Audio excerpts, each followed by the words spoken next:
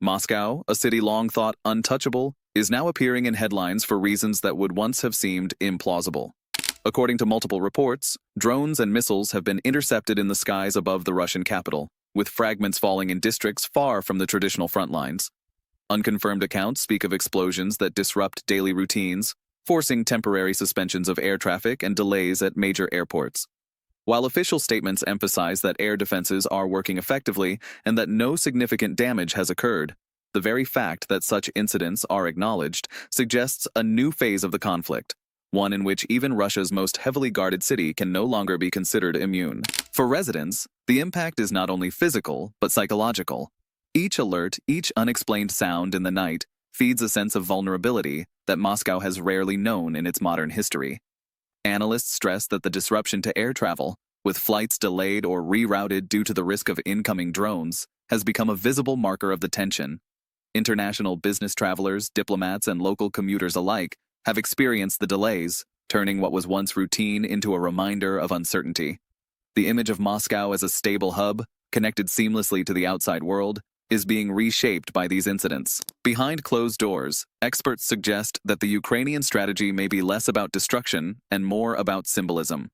By demonstrating that drones can reach Moscow, even if intercepted, Kyiv signals that the war is not confined to distant battlefields.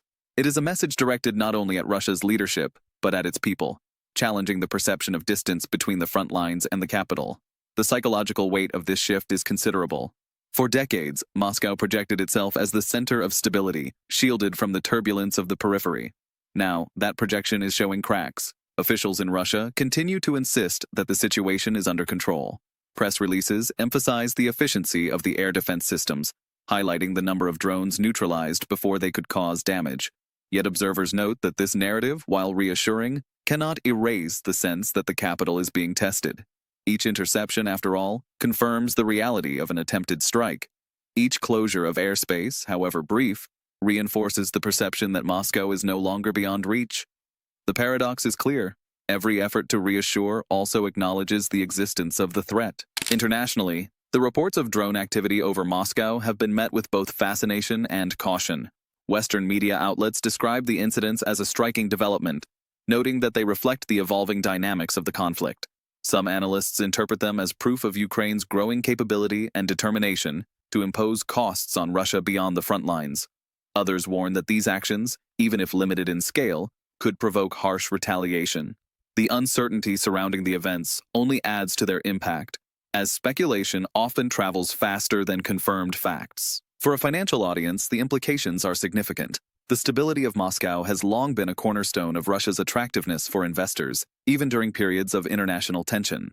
Now, with reports of drones disrupting flights and alarming residents, that stability looks less certain. Markets respond not only to facts but to perceptions, and the perception of a capital under pressure can weigh heavily on confidence. Analysts in trading circles already describe the incidents as adding another layer of risk to an already volatile environment. For those following these developments through Times finances, it is essential to see them not only as isolated events, but as part of a broader transformation in the conflict's geography and psychology. The front lines, once thought confined to eastern Ukraine, are now being symbolically extended into Russia's very heart. As we continue to track the implications of these reports, we encourage you to stay with us and subscribe, because the shape of this conflict is changing in ways that will affect not only geopolitics, but global markets. The weeks ahead may prove decisive. Whether the incidents in Moscow remain sporadic or become more frequent, their impact is already being felt in the corridors of power, in the routines of citizens, and in the calculations of international investors. The narrative of safety has been disrupted, and once disrupted, it is difficult to restore. As reports of drone activity over Moscow continue to circulate, attention is turning toward the broader consequences inside Russia. The most immediate impact has been on public perception. For decades, the capital has been portrayed as untouchable, a bastion of control far removed from the turbulence of the front lines. Now, with repeated accounts of flight delays, intercepted drones, and sudden closures of airspace, that image is being steadily eroded. Analysts note that even when no physical damage occurs, the disruption itself reshapes the way citizens view their own security. It is no longer an abstract war being waged hundreds of kilometers away. It is a presence that intrudes into daily life, interrupting schedules, routines, and the sense of normalcy that the Kremlin has sought to preserve. Inside political circles, the conversation is reportedly tense. Officials insist in public that the situation is manageable, highlighting the success of air defenses in neutralizing incoming threats. But in private, sources suggest there is concern about the cumulative effect of these incidents. Every intercepted drone carries symbolic weight, reminding both the elite and the population that Moscow is vulnerable. Political insiders fear that if such reports persist, they may undermine the narrative of strength and control that has long been central to the president's authority. It is not the scale of the strikes that matters most, but the precedent they establish, that the capital is no longer beyond reach. The economic consequences are equally significant.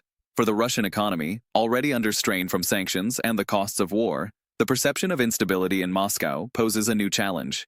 Investors, both domestic and foreign, watch developments closely.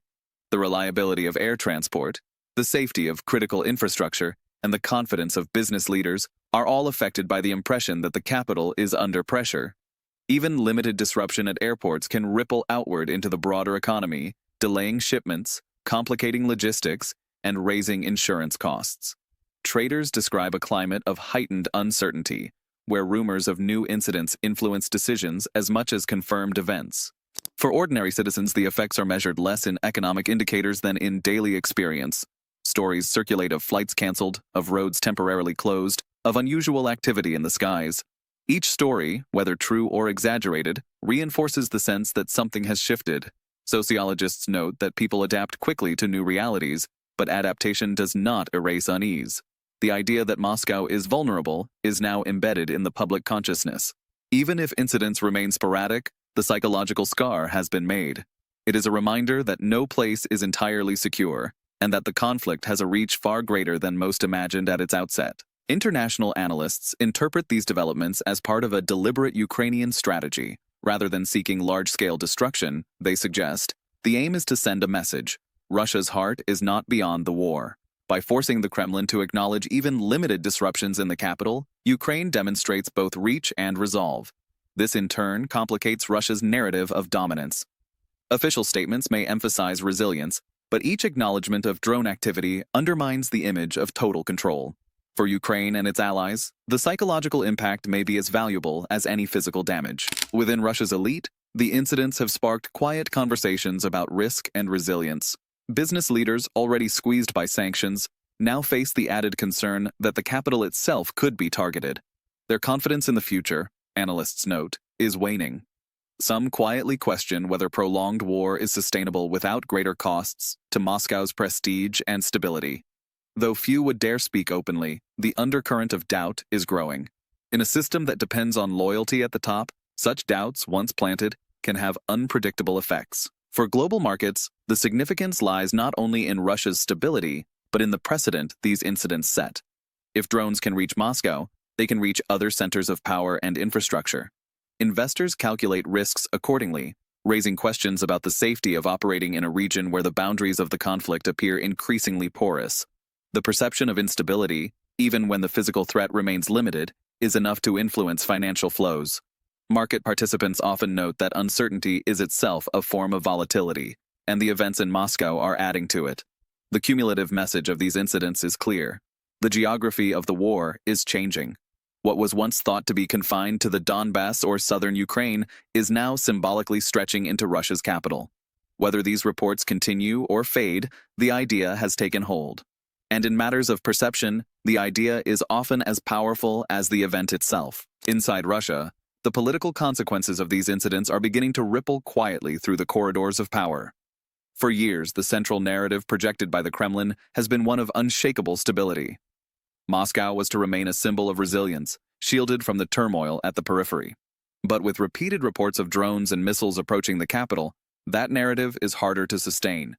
Even if air defenses intercept the threats before they cause damage, the simple fact of their presence undermines the sense of invulnerability. Analysts stress that political authority in Russia rests not only on institutions of control, but on perception. The perception that the state is strong, that it can protect its citizens, and that its leadership remains untouchable. Each new report of an incident in Moscow erodes that perception slightly, like water dripping onto stone. The impact may not be visible immediately, but over time it reshapes the surface. Political scientists describe this as a form of cumulative fragility. A system may appear stable until the small cracks of doubt have widened beyond repair. For the Kremlin, managing this perception has become as important as intercepting the drones themselves. Official statements emphasize calm and efficiency, projecting the image of a government fully in control. Yet even loyalists acknowledge that the gap between rhetoric and reality is widening. Citizens see the delays at airports, hear the sirens, and share stories of unusual activity. They may not know the full truth, but they sense that the official narrative is incomplete. This sense of incompleteness fuels speculation, and speculation, in turn, fuels distrust. The elite feel this pressure acutely.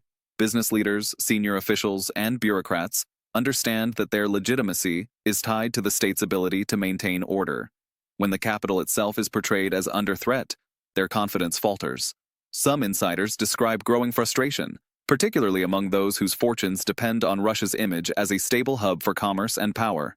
They worry that the longer these incidents continue, the harder it will be to maintain international confidence in Moscow as a center of influence. And for an elite accustomed to wealth and prestige, the loss of that confidence is deeply unsettling. Internationally, the perception of Moscow under threat is amplified by Western media. Headlines describing drones over the capital capture global attention, creating a narrative of vulnerability. For Ukraine and its allies, this narrative has strategic value. It suggests that Russia's leadership, despite its control over vast resources, cannot guarantee security at home. This message resonates not only with international audiences but also with Russians themselves, who are exposed to these headlines online. Even if official media downplays the incidents, the global conversation seeps into domestic awareness, widening the gap between what is said officially and what people believe privately. Observers note that these dynamics place the Kremlin in a delicate position. To acknowledge the incidents openly risks reinforcing the narrative of vulnerability. To deny them risks losing credibility when evidence circulates independently.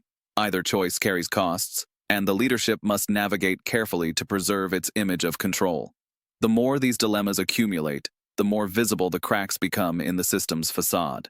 For readers and viewers following these events with Times Finances, it is crucial to understand the depth of what is happening. This is not simply about drones or missiles. It is about the erosion of authority in a system where perception is power. We encourage you to subscribe and remain with us as we continue to monitor these developments, because the signs of strain now visible in Moscow may shape not only Russia's future, but the trajectory of the conflict itself. The central question, increasingly whispered in political circles, is how long such incidents can continue before they influence decision-making at the highest levels. Can the leadership maintain the appearance of strength while the capital itself is repeatedly disrupted? Can the elite remain unified if their interests are threatened by growing instability? These are not yet open debates, but the fact that they are being considered at all marks a turning point. And once the possibility of doubt exists at the top, the direction of the system can shift in unpredictable ways. As reports of drone activity over Moscow multiply, the international community is paying close attention, weighing both the strategic implications and the potential impact on global markets. For Western policymakers, the incidents are a striking development. They challenge Russia's long-standing image as a fortress capital, untouchable and secure. The notion that Ukraine, or actors sympathetic to Kiev, could reach Moscow with drones, even if intercepted, is viewed as a symbolic breakthrough. Analysts in Washington, Brussels, and London describe it as a new phase of the war, one that demonstrates the limits of Russia's defensive reach. Global media has amplified this perception. Images of disrupted flights, references to explosions near the capital, and maps showing drones traveling hundreds of kilometers dominate headlines. Even when details remain unverified, the narrative is compelling. The war is no longer confined to Ukrainian soil. This narrative, international observers note, carries weight beyond military strategy. It influences markets, investor sentiment, and the geopolitical calculations of countries around the world. The perception of a vulnerable Moscow reshapes expectations about how the conflict might evolve and how long Russia can sustain it. For financial markets, the uncertainty is itself destabilizing. Traders monitor reports closely, aware that each new incident may signal an escalation with broad consequences. Energy markets are particularly sensitive. Russia remains one of the world's largest suppliers of oil and gas, and any sign of instability near the political and logistical heart of the country introduces questions about continuity of supply. While production facilities are far from the capital, investors recognize that perception drives pricing as much as reality. When the image of Moscow's safety falters, risk premiums rise, pushing volatility into already sensitive global energy markets. Diplomatic circles in Europe and Asia are responding with caution. On one hand, the incidents are interpreted as evidence of Ukraine's determination and ingenuity, qualities that strengthen Western resolve to continue support. On the other, there is unease about escalation. If drone strikes on Moscow intensify, the Kremlin may feel compelled to retaliate more aggressively, widening the conflict further. For NATO members, this presents a delicate balance, encouraging Ukraine's resilience while preventing actions that could provoke uncontrollable escalation. For countries in Asia, particularly energy importers, the concern is more practical: how instability in Russia might affect long-term supply contracts and pricing. In neutral and allied states, the message is also being digested. Nations that have sought to maintain economic ties with Moscow now face questions about risk. Can Russia remain a reliable partner if its own capital is repeatedly disrupted? Business leaders in the Middle East and South Asia, who have stepped in to fill gaps left by Western companies, weigh these questions carefully. Their decisions will shape the flow of investment and trade in the months ahead. Analysts note that even if Russia downplays the incidents, the perception of vulnerability is difficult to erase once it has entered the international conversation. For Russia's closest allies, such as China, the reports present both an opportunity and a challenge. On the one hand, they reinforce Russia's dependence on its partners, creating leverage in negotiations. On the other, they highlight the risks of association with a country that cannot guarantee stability even in its capital. Chinese commentators, while cautious in their tone, emphasize the importance of resilience and adaptation, an indirect signal that Moscow's struggles are not unnoticed. For Beijing, the calculus is pragmatic: support Russia where useful, but avoid being drawn into the consequences of its instability. The symbolic weight of these incidents extends into the broader geopolitical arena. For decades, Russia projected power through the idea of control over territory, resources, and its own security. To see drones over Moscow, even briefly, is to see that image punctured. International analysts argue that this puncture may prove more consequential than the drones themselves. It undermines the aura of invincibility that has long been central to Russia's global posture. And once that aura is broken, restoring it becomes difficult, if not impossible. Markets, policymakers, and citizens around the world are watching carefully. Each new report adds to the perception that the war is changing shape, reaching into places once thought off-limits. Whether this perception reflects the full reality is almost secondary. Its influence is real nonetheless. For global finance, the Kremlin's ability to project stability is as important as its ability to supply oil. For geopolitics, Moscow's vulnerability alters the calculations of friends and adversaries alike. The continuing reports of drone incidents over Moscow underscore a critical truth: the war is no longer confined to the battlefields of Ukraine. Whether these incidents result in damage or not, their symbolic and psychological impact is undeniable. Moscow, once portrayed as impenetrable, is now framed as a city that must prepare, adapt, and respond to threats once considered impossible. Analysts note that this shift marks a profound turning point, one that reshapes not only the trajectory of the conflict, but also the global perception of Russia's resilience. For the Kremlin, the challenge lies in managing this perception. Every intercepted drone serves as proof that defenses are working, but also as evidence that defenses are necessary. Each temporary closure of airspace reassures citizens that precautions are being taken, but also reminds them that risks exist. This paradox weakens the state's ability to project the image of complete control, the very foundation of its legitimacy. Political scientists describe this as the fragility of invulnerability.